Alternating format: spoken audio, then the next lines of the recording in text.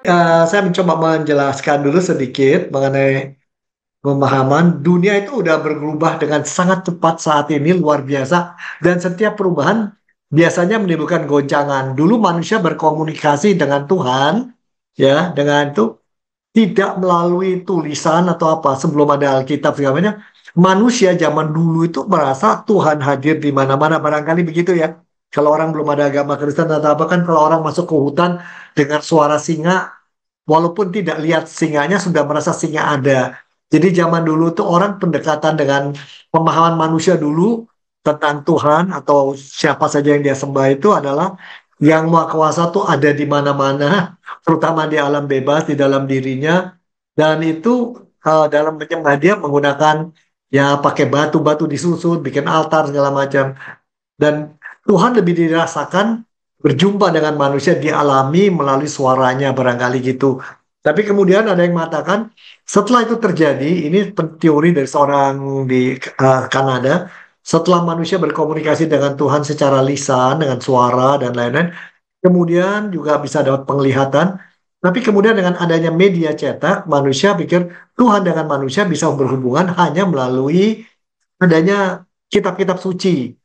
Dan karena adanya kitab suci itu, maka orang berpendapat bahwa Tuhan itu hanya bisa dipahami terutama oleh orang yang mengerti, bisa membaca tulisan dan memanfaatkan dan mentafsirkan. Maka terpisahlah manusia antara imam dengan awam. Awam itu istilahnya orang bodoh, imam atau orang pinter adalah orang yang mengerti, rohaniwan yang ngerti baca kitab-kitab suci begitu. Itu terjadi di mana-mana. Tapi kemudian adalah media massa muncul dalam bentuk media tertulis yang dicetak, munculnya macam-macam. Kalau Alkitab pun bisa didapatkan bukan hanya oleh biarawan atau pastor, tapi semua orang bisa punya Alkitab. Nah, disinilah terjadi berbagai-bagai hal baru digoncang waktu itu. Martin Luther aja mengatakan ini ke depannya bagaimana ya? Ya, walaupun dia selalu mengatakan sola gratia, sola scriptura, ya, sola fide karena anugerah, karena iman dan karena Alkitab ini Alkitab sendiri kalau setiap orang bisa baca, akibatnya apa? Dia sendiri sempat mempertanyakan sebelum dia meninggal. Tapi kemudian ada dunia broadcast, dan kemudian muncullah dunia internet. Tapi yang paling menarik, kalau bicara komputer pertama, generasi pertama yang kemudian disebutnya bagian dari AI oleh Alan Turing, dibuat tahun 1940-an udah ada. Kemudian muncul komputer pribadi, kemudian internet, dan sekarang bermacam-macam orang hidup dengan dunia ini. Akibatnya apa ya? Tapi kita lihat dulu apa yang disebut kecerdasan buatan yang topik kita. Secara pendek, kecerdasan buatan itu adalah ini membuat komputer bisa berpikir seperti manusia. Dia membolehkan komputer untuk belajar dari data yang banyak dan membuat keputusan. Yang pertama-tama zaman dulu itu cuma sederhana ya. Jadi pola pikir kalau ada banyak data, misalnya kayak komputer anak kecil diajarkan sama orang tuanya. Papa minta kamu pisahkan kursi yang hitam, taruh di kiri, kursi yang kanan, kursi yang merah, taruh di kanan. Hanya itu. Komputer diajarkan berpikir logis, mengenali data, mengelompokkan, oh ini kursi merah, ini kursi hitam. Tapi diberi ketepatan untuk ini yang merah, ini yang hitam, mengenali, lalu ambil keputusan. Jadi sebenarnya semuanya itu tergantung berapa banyak data yang diberikan dan apa keputusan yang harus diambil serta standar mengambil keputusan itu. Tapi kemudian hari kecerdasan buatan itu bukan hanya dengan cara begitu, makin berkembang sampai si komputer itu bisa berpikir lebih luas dari itu. Berpikirnya dengan, ya mungkin Anda sudah bicarakan sejarahnya. Ya, tahun 50-an ada Alan Turing, kemudian tahun 56 orang pakai istilah AI pertama kali. Lalu mulailah dengan begitu banyaknya data, maka apa yang dikenal sebagai cara ngambil keputusan itu logikanya dibangun. Logika itu nama istilah lainnya adalah algoritma, membuat komputer itu bisa membuat keputusan untuk menolong manusia mengambil keputusan ya. Tapi datanya jadi besar. Tapi sampai tahun 2000-an itu tidak berkembang. Orang ya repot dengan hal lain tapi nggak berkembang. Tahun 2000, tahun 1980-an. Nah, tahun 2000-an mulailah hal-hal baru muncul dan itu ada yang namanya sempat expert system ya. Juga ada uh, sistem syaraf dan lain-lain. Bertepatan saya selain sekolah teologi, waktu berada di Oregon, karena harus bekerja sambil cari makan, sambil sekolah dan karena anak saya meninggal, maka saya mempelajari hal itu. Saya mulai belajar mengenal komputer, database di base 3 plus zaman itu, kemudian berkembang dengan sistem apa namanya dengan expert system dan apa namanya sistem syaraf dan sekarang muncul lagi dengan deep learning. Jadi komputer diajak berpikir dan ambil keputusan, logika kuncinya ya.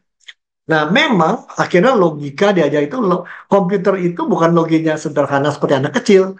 Nanti si anak kecil tuh karena ada banyak pindah-pindahin bangku lalu bertanya, Pak, bangku ada yang merah, ada yang hitam, tapi ada juga kok yang lain warnanya putih.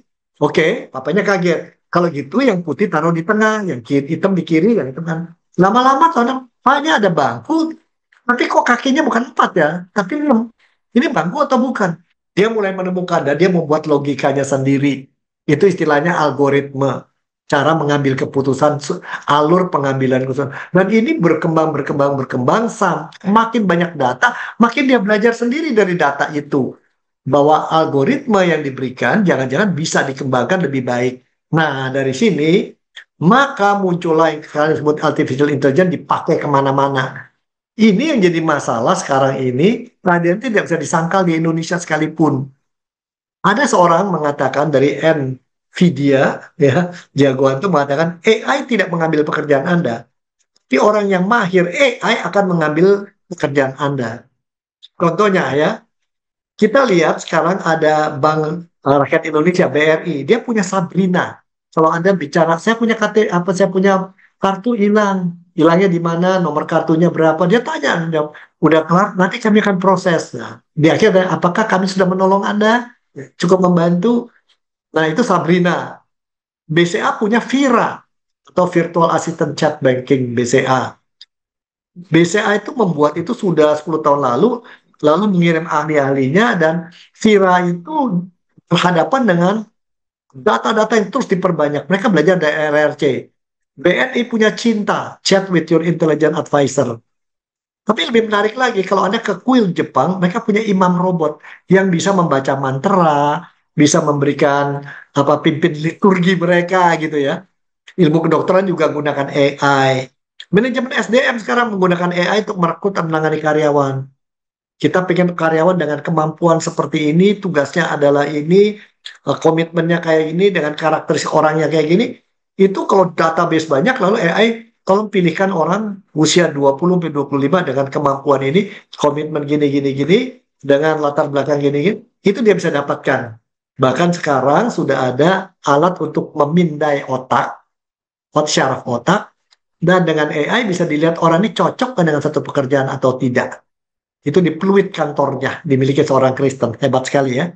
Sudah sampai begitu.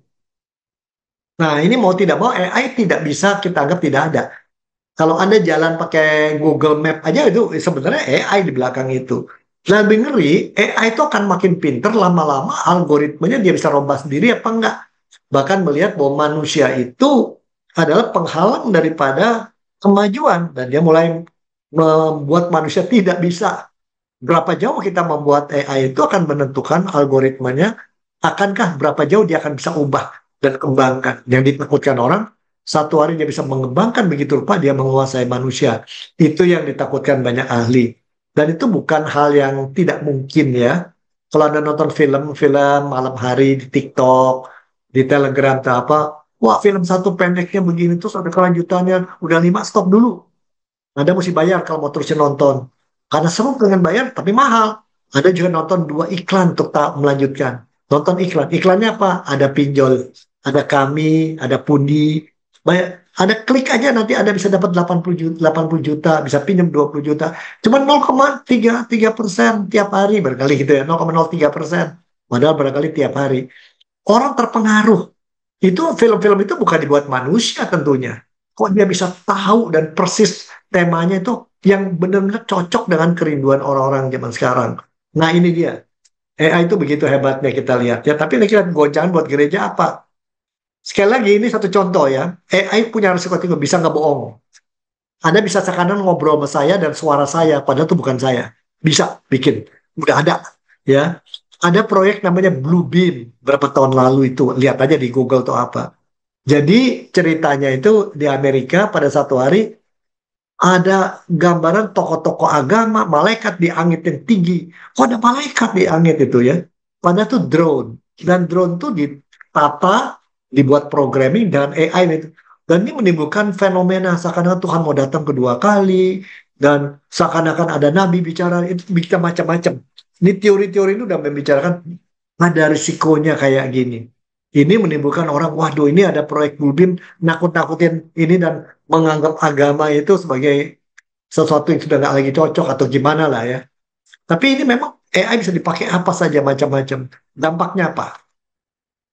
Sepintas lalu kalau Anda lihat AI yang ada di HP yang bisa Anda download ya, itu ada Chat GPT, ada Perplexity, ada AI foto, ada AI bikin film, ada AI untuk kita ngomong langsung jadi tulisan, itu macam-macam banget ya.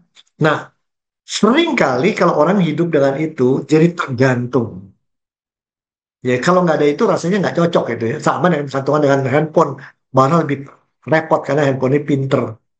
Di rumah saya, putri saya seringkali kerja sampai jam 10 malam, sambil dia masak, dia katakan sama di rumah speakernya, saya nggak tahu dia pakai apa, dia katakan, tolong nanti bang apa ingatkan saya, matikan matikan ini matikan ini dia punya fryer kira-kira 10 menit, enggak setengah jam dimatikan, ingatkan saya melalui ini. Dia bisa ngomong begitu dan itu dikerjakan semua. Matikan microwave jam berapa itu. Nah, saya punya cucu lebih pinter. Jangan dengarkan kata dia, bangunkan saya jam sekian, matikan itu seperempat jam aja. Itu bisa begitu mereka.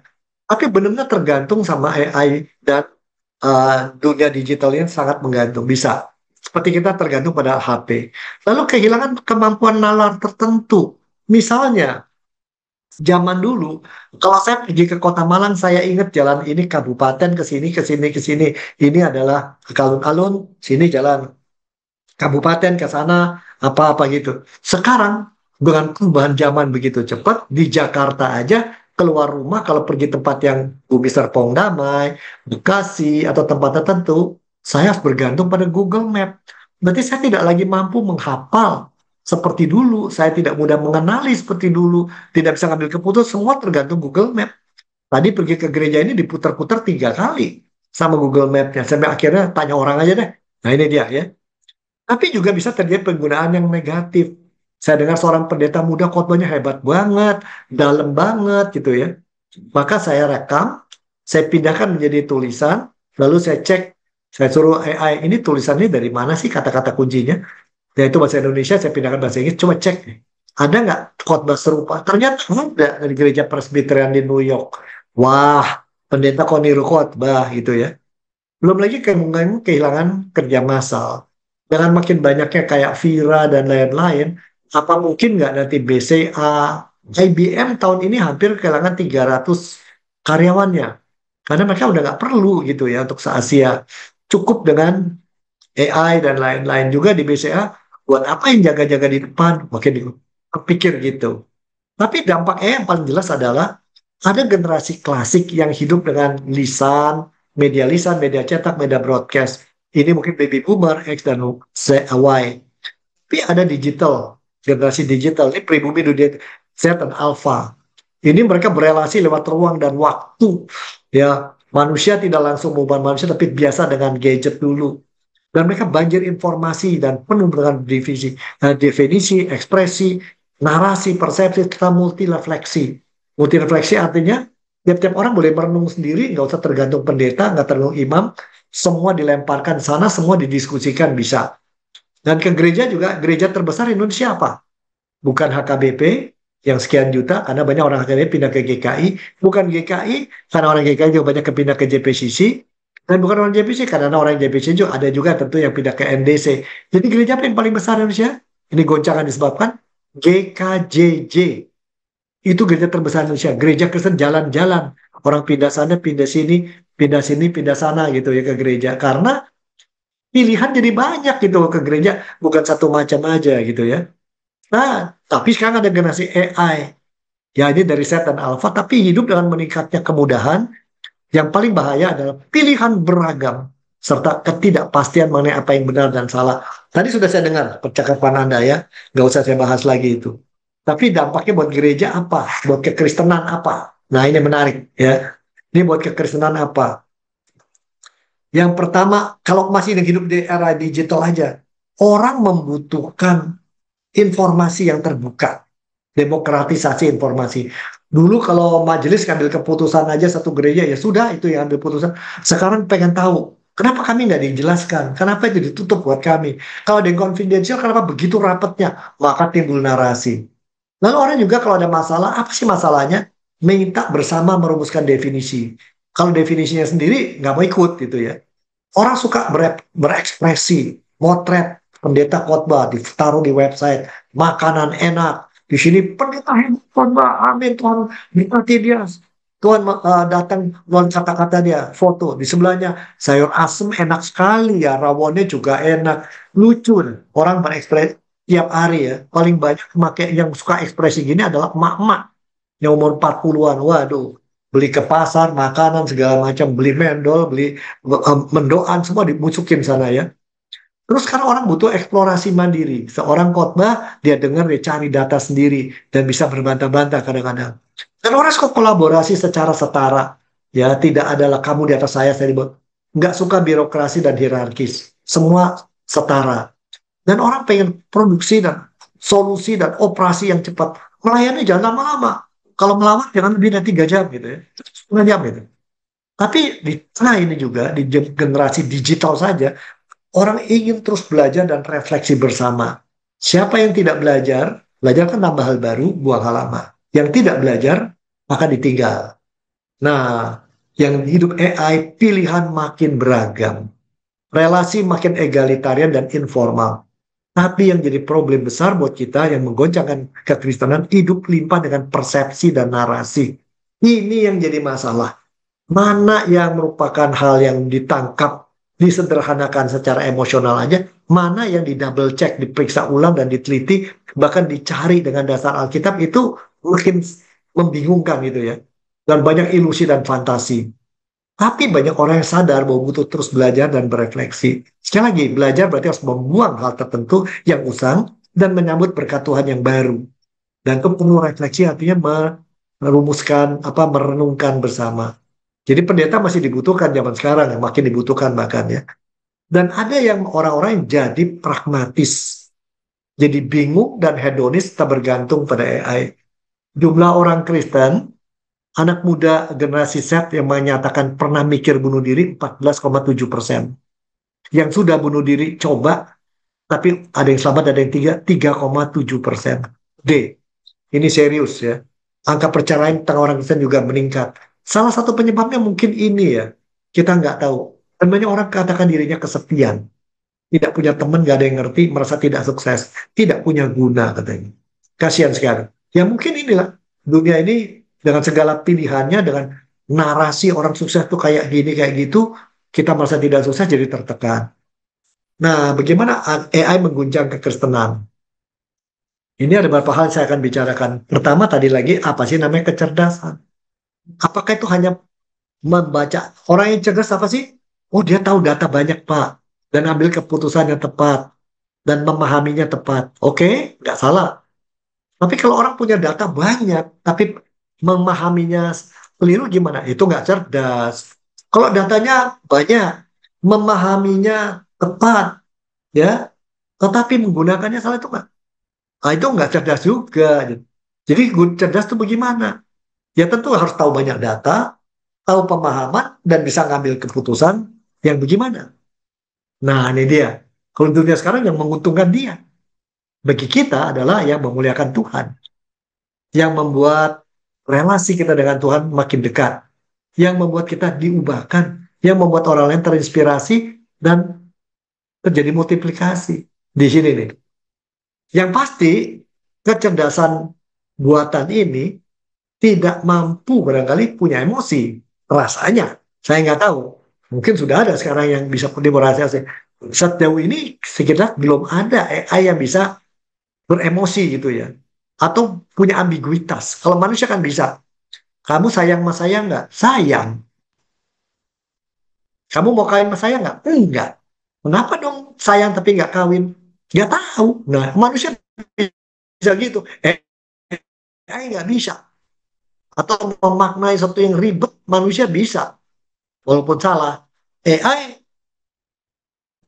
kami tidak cukup disiapkan, kami perlu data lebih banyak. Nah, kira-kira begitu. Ya. Apalagi yang namanya hikmat. Nah, ini dia. Nah, pertanyaannya, zaman sekarang, apakah orang Kristen harus lebih akrab dengan logika atau kecerdasan manusiawi, atau kecerdasan buatan, atau kecerdasan dari Tuhan? Nah, ini dia. Nah, kita catat dulu nih. Bagaimana AI bisa menggoncang kekristenan? Kalau kekristenan itu hanya agama, praktek agama dan disiplin iman, ya orang berdoa, ibadah, menemukan Alkitab, belajar doktrin yang benar, bersekutu, melayani dan bersaksi keluar, AI bisa menggoncang ini karena ibadah orang-orang ini sangat menjaga konsistensi dan tradisi ibadahnya, doanya dan lain-lain. Ini bisa jadi persoalan besar ya. Doktrin yang lama pun kadang-kadang salah nggak salah, penting nggak penting dipersoalkan. Orang seperti ini semua ada kecuali kedekatan sama Tuhan, keintiman dengan Tuhan, dan dia tidak merasakan berubah. Bedanya apa? Kalau orang yang beragama Kristen begini, dia kan goncang. Ibadah sekarang bisa online, bisa onsite.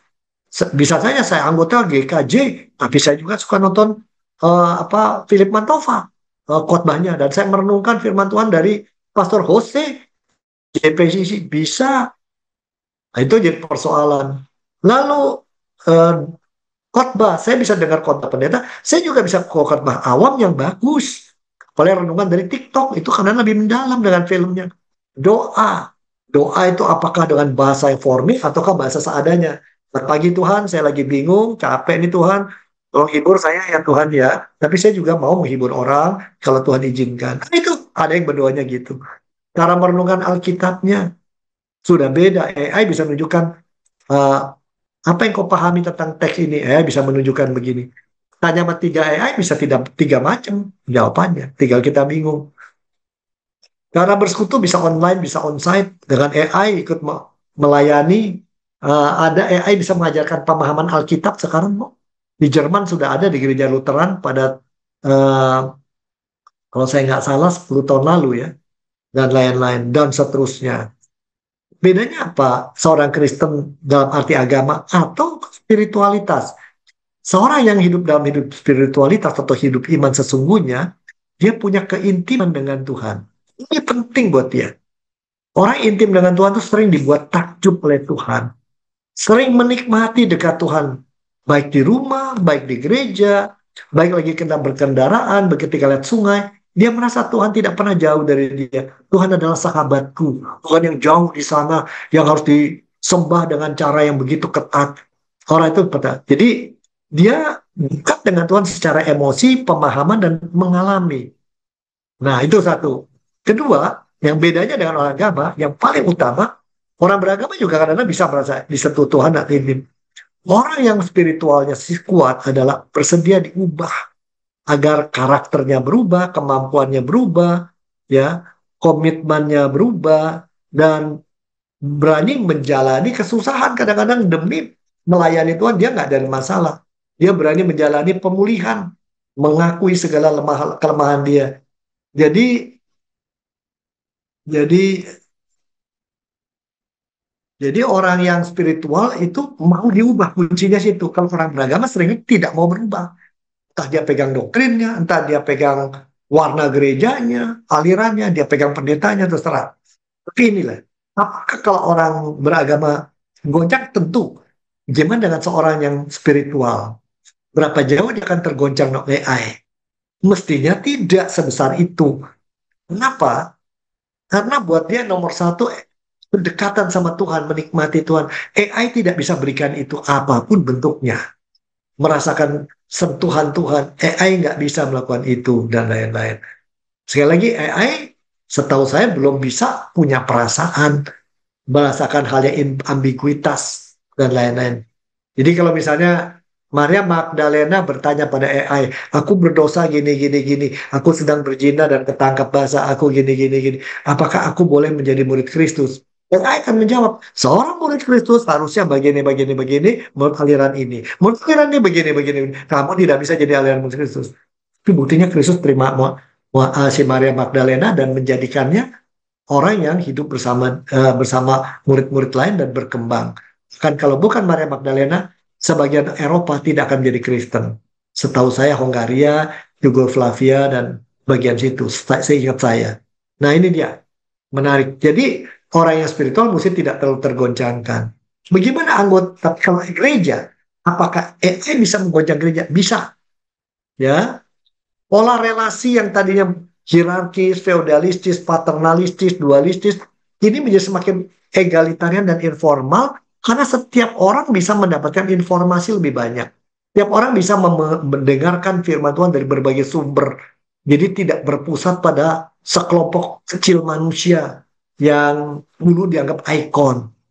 Pola komunikasi tadinya dari pendeta, kirim podcast, khotbah, semua tergantung pendeta atau orang-orang yang dianggap mengerti teologi. Sekarang setiap orang bisa merenungkan sendiri, bikin podcast keluar, dan banyak yang indah gitu ya. Dia menyampaikan pengalaman dia dengan Tuhan, bukan hanya teori dan doktrin ya. Nah, nanti kalau dia mendalami lebih lanjut, dia pelajari doktrin, dia bisa ngerti dan membahasakan dalam bahasa yang selaras dengan itu. Nah, pola kepemimpinan gereja juga bisa goncang. Sekarang harus berbagi informasi, melibatkan orang banyak, mencari solusi bersama, bahkan mencari solusi dengan juga bantuan data dari AI, dan merupakan visi. Ini banyak orang tidak siap pemimpin untuk ini. Bagaimana worship? Orang makin butuh lagu nyentuh hati dan pemahaman sesuai budayanya, misalnya generasi Z. Tapi sekarang berapa banyak kita bisa menggunakan AI bikin lagu. Misalnya hari ini saya berdoa, aduh Tuhan kau begitu baiknya, aku tidak cukup kata-kataku ingin mengatakan aku ingin merangkul engkau. Bangun pagi aku rasa engkau sudah memeluk aku. Hari ini sepanjang jalan menuju sekolahku, aku setanganku. Nah itu bisa kita dengan AI. Jadi kan ini lagu. Lagu ini bentuknya lagu pop. Mainkan dengan terutama ada gitar. AI bisa bikin itu dengan cepat. Dan tinggal diupload. Nah lagu-lagu itu bisa juga masuk tempat ibadah. Bisa. Dan semua orang sangat gembira itu ada gitu. Tapi zaman sekarang orang harapan kalau khotbah diharapkan crisp, concise, and clear. Artinya singkat, padat, dan jelas serta relevan. Dan ini kalau gereja yang biasa ibadah 90 menit, 120 menit, ini akan nggak cocok dengan generasi yang hidup dengan AI. Goncang, orang mudanya hilang. Nah, sangat menarik, gereja Roma Katolik sekarang ibadah 70 menit. Menarik ya. Sedang kalau GKI, GKJ, atau GPB 90 menit paling kali ya. Bagaimana discipleship? Zaman sekarang orang butuh peta jalan sederhana. Saya ingin tahu kalau saya di sini 3 tahun, apa yang akan saya ubah, apa yang saya alami, perubahan apa yang saya alami. Apa sih peta jalan pertumbuhan iman itu, saya perlu tahu. Jadi orang sekarang tidak hanya mau belajar dari doktrin, dari kuliah, dari pengalaman, ada komunitas kecil, dan ada mentor. Dan fellowship, orang butuh apa? Gereja yang ramah dan bersahabat, heterogen, dan hangat. Nah, di sini, AI bisa membantu ngasih, ada satu gereja, orang sebenarnya kalau orang mau iseng gitu ya, gereja itu banyak orang masuk keluar masuk 2000-an sekian. Ada dia punya kamera di mana-mana. Sebenarnya kan dia bisa dengan itu menyatukan semua dan dia bisa lihat siapa anggota gereja yang seminggu 3 kali ke gereja, 2 kali aktif, 1 kali ibadah. Berapa yang 3 kali datang, berapa yang 1 kali datang, berapa yang sebulan cuma sekali datang, berapa yang 2 bulan sekali datang. Dengan demikian bisa dilakukan pendekatan dan penggembalaan yang lebih cocok dengan orang-orangnya. AI bisa menolong hal itu.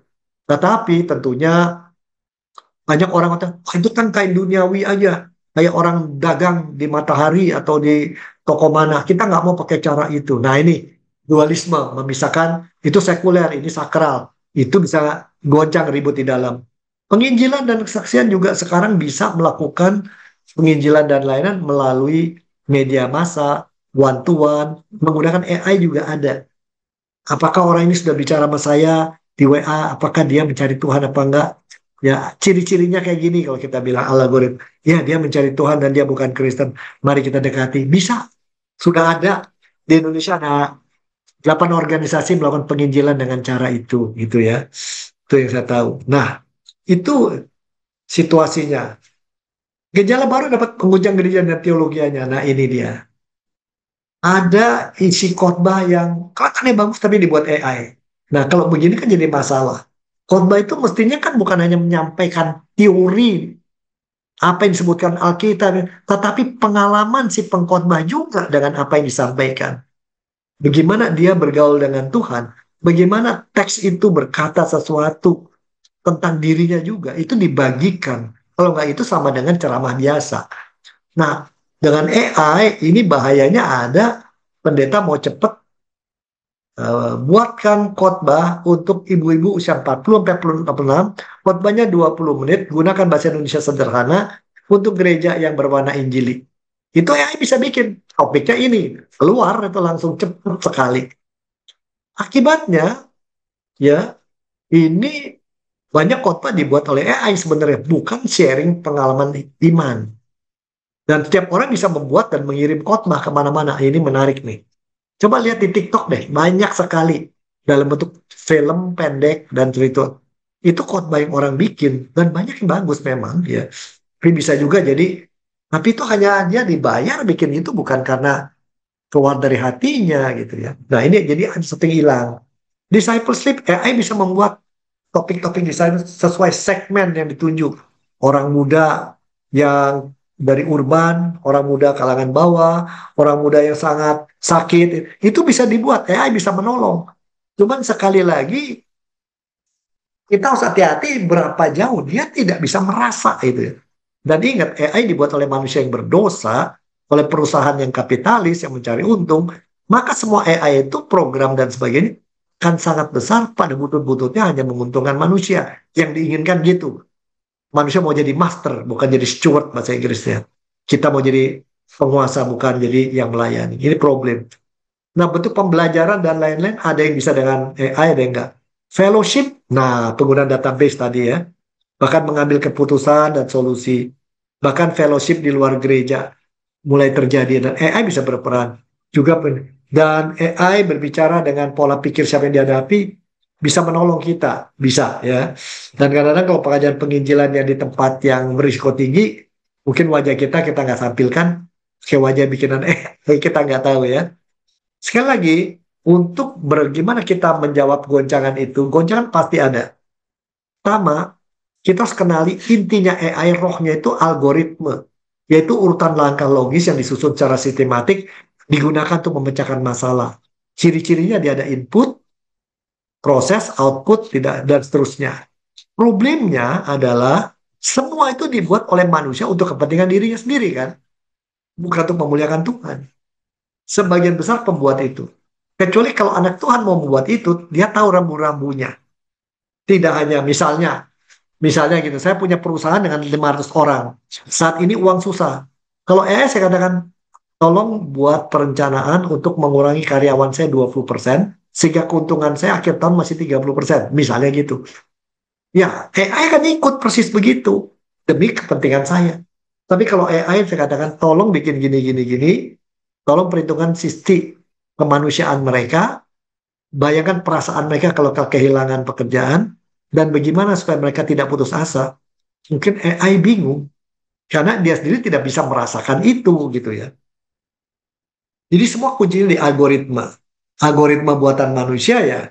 Yang tidak kenal Tuhan. Tidak mengerti anugerah. Tidak sungguh-sungguh hidup bersama Tuhan dalam keintimannya. Dan karakternya tidak karakter kasih. Ya dampaknya hanya untuk diri sendiri. Tapi ini tidak kita sangkal ya. Ini kira-kira dulu si AI pertama-tama ya itu kayak anak kecil yang disuruh pindah-pindahin bangku aja gitu. Lama-lama belajar sendiri. Nah sekali lagi, jadi bagaimana buat kita resiko algoritmanya itu buat manusia yang dapat dipenuhi dosa, self-center. Ya, jadi pasti ada cacatnya algoritma AI.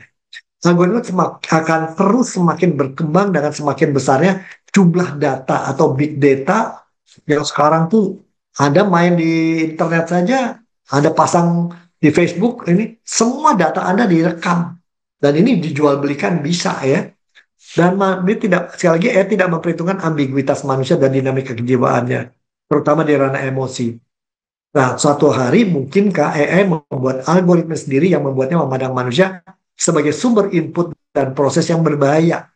Serta AI mencari input output yang membatasi atau melenyapkan manusia. Ini kan banyak film membicarakan itu ya. Dan ahli-ahli ini bahaya nih.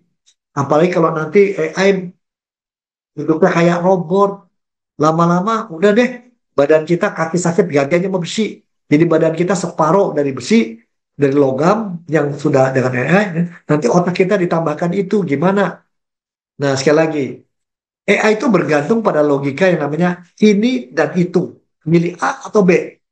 Tapi tidak mungkin tidak terbiasa mula-mulanya dengan logika, saya bukan ini, bukan itu. Atau ini juga, itu juga gitu ya. Tapi sekarang mungkin sudah dikembangkan lebih lanjut. Apalagi kan namanya apa fasi logik ya. Nah, penguasanya dalam menciptakan ilusi, fantasi, persepsi, dan narasi yang sebagian besar orang tidak sadari kebenarannya. Di sebuah kota di Jawa Timur, ada 30 ruko, isinya berbagai server. Itu buzzer semua tuh. Kalau ada isu satu, wah semua menjawab, seakan-akan ribuan orang mengiyakan pendapat itu. Padahal itu buatan semuanya. Nah, bahaya AI bisa begitu. Ya, jadi kita harus mengenal, jadi apa yang mesti dilakukan menghadapi goncangan ini? Kita akui ini menggoncangkan, kita harus kenali berapa jauh dia bisa menggoncang. Misalnya AI yang membuat teks menjadi image, ya, membuat gambar, membuat materi promosi, foto produk, modifikasi gambar, membuat karakter, kelihatannya bagus, bagus, menolong. Kita punya foto tua kita, minta di scan, di upload ke AI, di scan, dibikin jadi baru. Tapi jangan lupa, foto Anda terekam oleh mereka. Satu hari muncul, mungkin nggak di majalah, foto Anda berdua jalan dengan Dewi Sandra. Bisa aja kalau AI mau bikin begitu, atau ada orang memerintahkan AI bikin gitu, bisa dimanfaatkan. Sekarang kita bisa pakai video lagi ya, nanti ada. Bagaimana dengan chat GPT? Nah, ini apalagi kita kenali. Ini bisa menjawab apa saja yang kita tanya. Semakin banyak data, makin lengkap jawabannya, makin mempertimbangkan banyak hal. Jadi makin pinter. Cuman kalau bicara emosi ya, di luar kemampuan dia. Misalnya kita tanya, apakah menurut Anda Dewi Sandra bisa jatuh cinta sama saya? Nah, dia nggak tahu. Saya di luar ranah saya barangkali emosi. Tapi sepintas lalu kalau dilihat semua bahasa orang yang pakai otak kiri istilahnya gitu ya. Nah, dan lain-lain. Ini cara penting penggunaan ChatGPT. Nah, kemudian AI jadi teks, jadi video. Membuat video klip, video promosi, video editor, video podcast, musik. Ini bisa dibuat. Bisa saja Anda diteleponkan, telepon masuk dari, ini papa baru kecelakaan, kirimin 2 juta, mesti sekarang ke dokter untuk operasi kaki, perlu 2 juta, darahnya banyak. Foto dia, suara dia, padahal bukan. Itu bisa dibuat oleh AI. Belum lagi membuat coding ya, programming dengan ini. Udah bisa sekarang ini. Untuk riset juga bisa.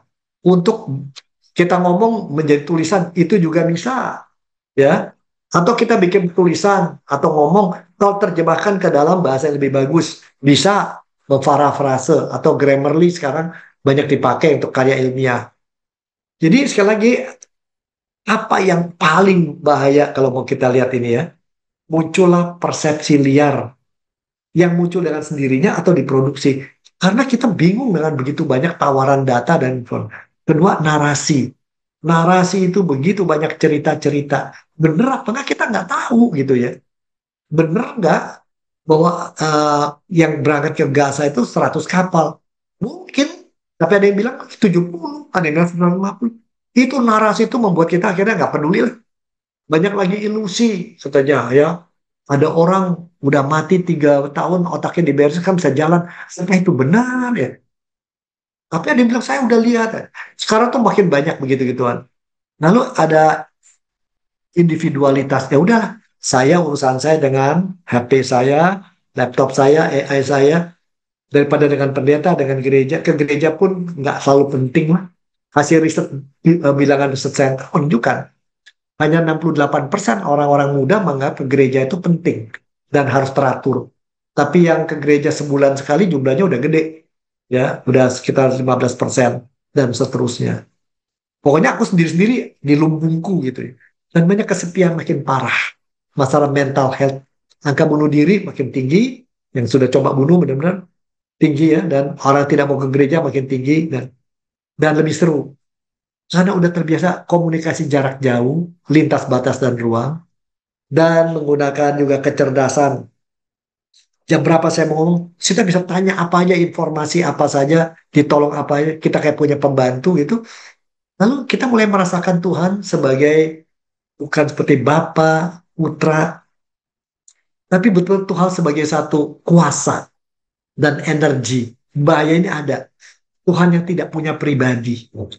May the force be with you, kata Star Wars. Itu mirip-mirip kayak gitu. Dan mulai kepercayaan lama muncul.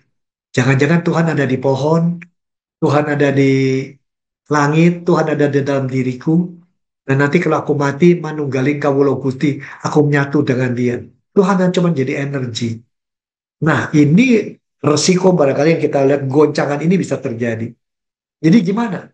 Kalau Anda memanfaatkan AI bisa, tapi tentukan tujuannya. Dan tujuan itu kita lihat memuliakan Tuhan atau tidak kalau itu tercapai. Apa hanya memuliakan diri sendiri? Menjadi berkat buat banyak orang atau tidak? Itu mesti nomor satu.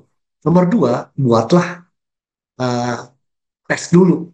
Ketika itu dipakai sementara akibatnya apa?